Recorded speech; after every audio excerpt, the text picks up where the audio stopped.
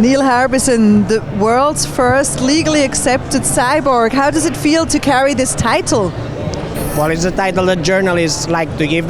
Journalists like the word first, so they put first to anything. The first something, the first whatever. But to me, really, I just wanted to have a passport with the antenna in it because it's part of my body, so it wasn't my aim. But I hope that this might be a precedent for other people who feel that they are technology and they think that their technological body parts are allowed to be in passport photos as well.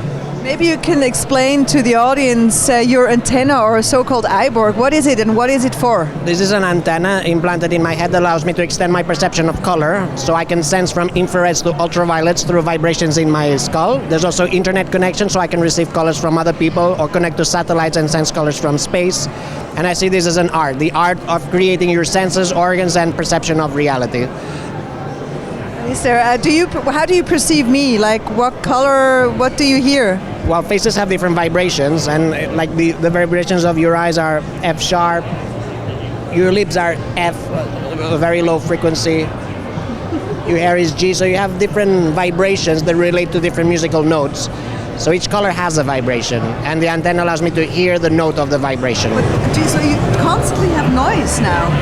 Well, it's not noise, because noise would be an unwanted sound, and I want this sound. I want to sense color, so it's not a noise. To me, it's a new stimuli, a new input, a new sensory input that allows me to perceive color. And when you sleep at night, is it off? What happens? No, there's no switch, so it's always on, but if I turn off the lights, there's usually no color, so there's usually no vibrations.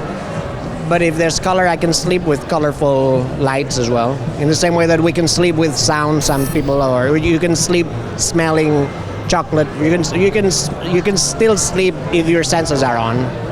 Enhancing one's senses and capabilities and skills, something that's very tempting and interesting to me and fascinating. How far would you go? I'm basically interested in senses. Upgrading my physical body or capabilities is not really my focus. I'm really interested in how technology can open up my senses and perceive more. So I'm interested in sensing more natural elements that surround us that we cannot sense. So I like the fact that technology can reveal realities that already exist in nature, and I think this is fascinating. It's a new way of exploring the planet. Our ancestors explored the planet by traveling or climbing mountains. We can explore our planet by adding new senses. How do you like Switzerland? I really like it. There's a